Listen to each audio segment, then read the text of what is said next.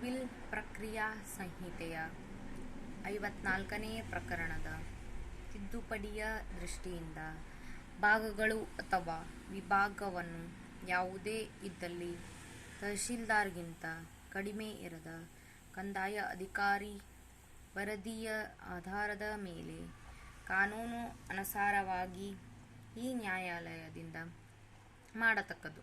ಅದು ಕೆಳಗಿನಂತಿದೆ.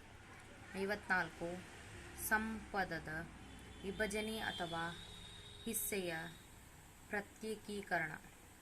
ಕಂದಾಯವನ್ನು ಸಂದಾಯ ಮಾಡುವುದಕ್ಕಾಗಿ ಕಂದಾಯ ನಿರ್ಧರಣೆ ಮಾಡಲಾಗಿರುವ ಒಂದು ಅವಿಭಕ್ತ ಸಂಪದವನ್ನು ವಿಭಜಿಸುವುದಕ್ಕಾಗಿ ಅಥವಾ ಅಂಥ ಸಂಪದದ ಹಿಸ್ಸೆಯನ್ನು ಪ್ರತ್ಯೇಕವಾಗಿ ಸ್ವಾಧೀನಕ್ಕೆ ತೆಗೆದುಕೊಳ್ಳುವುದಕ್ಕಾಗಿ ಡಿಕ್ರಿಯು ಇರುವಲ್ಲಿ ಅಂಥ ಸಂಪದಗಳ ವಿಭಜನೆಗೆ ಅಥವಾ ಹಿಸ್ಸೆಗಳ ಪ್ರತ್ಯೇಕೀಕರಣ ಸಂಬಂಧಿಸಿದಂತೆ ತತ್ಕಾಲದಲ್ಲಿ ಜಾರಿಯಲ್ಲಿರುವ ಕಾನೂನಿಗೆ ಅನುಸಾರವಾಗಿ ಕಲೆಕ್ಟರನ್ನು ಅಥವಾ ಅವನ ಪರವಾಗಿ ಈ ಬಗ್ಗೆ ಅವನಿಂದ ಪ್ರತಿನಿಯೋಜಿತವಾದ ಯಾವುದೇ ರಾಜಪ್ರತಿತ ಅನಧಿಕಾರಿಯು ಆ ಸಂಪದದ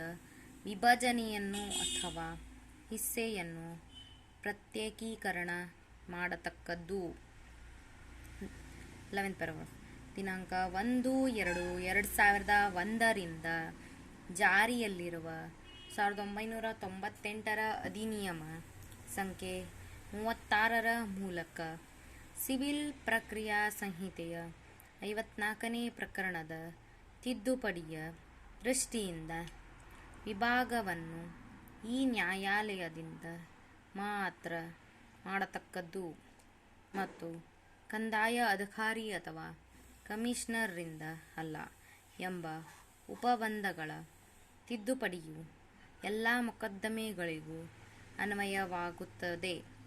ಈ ನ್ಯಾಯಾಲಯ ಪರಿಣಾಮಕಾರಿ ವಿಭಾಗವಾಗುವುದಕ್ಕೆ ಸಮರ್ಥಗೊಳಿಸಲು ತಹಶೀಲ್ದಾರ್ ದರ್ಜೆಗಿಂತ ಕಡಿಮೆ ಇರದ ಕಂದಾಯ ಅಧಿಕಾರಿಯು ವರದಿಯ ಮೇಲೆ ಅಗತ್ಯವಿದ್ದಲ್ಲಿ ಅದು ಅಂಥ ವರದಿಯ ಮೇಲೆ ಪರಿಣಾಮಕಾರಿ ವಿಭಾಗವಾಗುತ್ತದೆ ಮತ್ತು ಕೋರ್ಟ್ ಕಮಿಷನರ್ ವಿಭಾಗವನ್ನು ಮಾಡಲಾಗದು. ಪ್ರಸ್ತುತ ಪ್ರಕರಣದಲ್ಲಿ ಒಪ್ಪಿಕೊಳ್ಳಲಾದಂತೆ ವಿಭಾಗವನ್ನು ಕೋರ್ಟ್ ಕಮಿಷನರ್ರಿಂದ ಮಾಡಲಾಗಿದ್ದು ನ್ಯಾಯಾಲಯದಿಂದ ಅಲ್ಲ.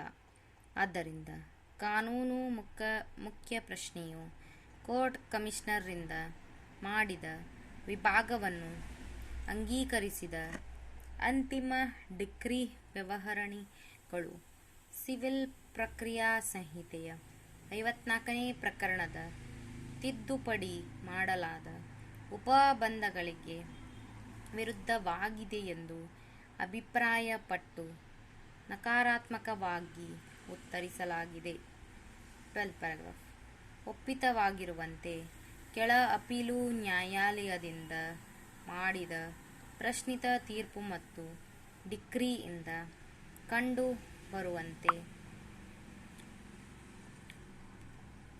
ಅಂತಿಮ ಡಿಕ್ರಿ ವ್ಯವಹರಣೆಗಳಿಂದ ಮಾಡಿದ ಆದೇಶವನ್ನು ಸ್ವೀಕರಿಸಿದ್ದು ವಿಭಾಗವನ್ನು ದಾವೆಯ ಸ್ವತ್ತುಗಳು ಅಥವಾ ಆರಂಭಿಕ ಡಿಕ್ರಿಯನ್ನು ಕೋರ್ಟ್ ಕಮಿಷನರ್ ಅವರಿಂದ ವಿಭಾಗ ಮಾಡಲಾಗಿದೆಯೆಂದು ಅಂತಿಮ ಡಿಕ್ರಿ ವ್ಯವಹರಣೆಗಳ ಆದೇಶದಲ್ಲಿ ಹೇಳಲಾದಂತೆ ಕೋರ್ಟ್ ಕಮಿಷನರ್ ಅವರಿಂದ ಮಾಡಲಾಗಿದೆ. 13th paragraph.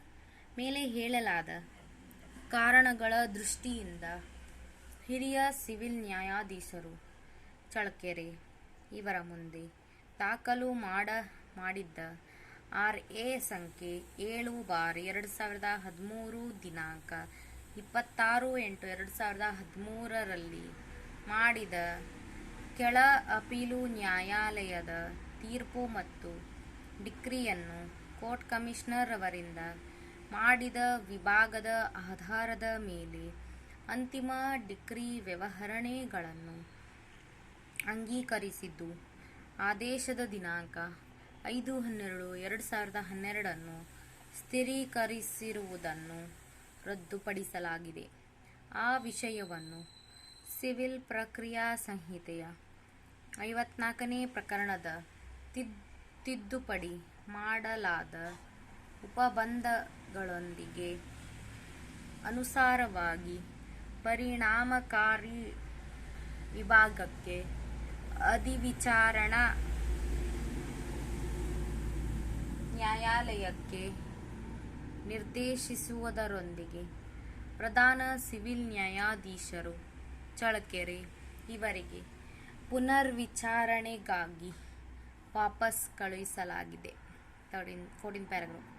ಡಿಕ್ರಿಯನ್ನು 1981ನೇ ವರ್ಷದಲ್ಲಿ ಮಾಡಲಾಗಿದ್ದರೂ ಮತ್ತು ದಿನಾಂಕ 2/6/1998 RSA 727/1991 ಈ ನ್ಯಾಯಾಲಯದಿಂದ ಸ್ವೀಕರಿಸಲಾಗಿದ್ದರೂ ಈ ವಿಷಯವು ಕಳೆದ 37 ವರ್ಷಗಳಿಂದ ಇತ್ಯರ್ಥದಲ್ಲಿ ಇರುವುದನ್ನು ಪರಿಗಣನೆಗೆ ತೆಗೆದುಕೊಂಡು ಅಧಿವಿಚಾರಣಾ ನ್ಯಾಯಾಲಯವು ಆದೇಶದ ಪ್ರತಿಯನ್ನು ಸ್ವೀಕರಿಸಿದ ದಿನಾಂಕದಿಂದ 2 ತಿಂಗಳೊಳಗೆ ಅಂತಿಮ ಡಿಕ್ರಿ ವ್ಯವಹರಣೆಗಳನ್ನು ವಿಲೆ ಮಾಡತಕ್ಕದ್ದು.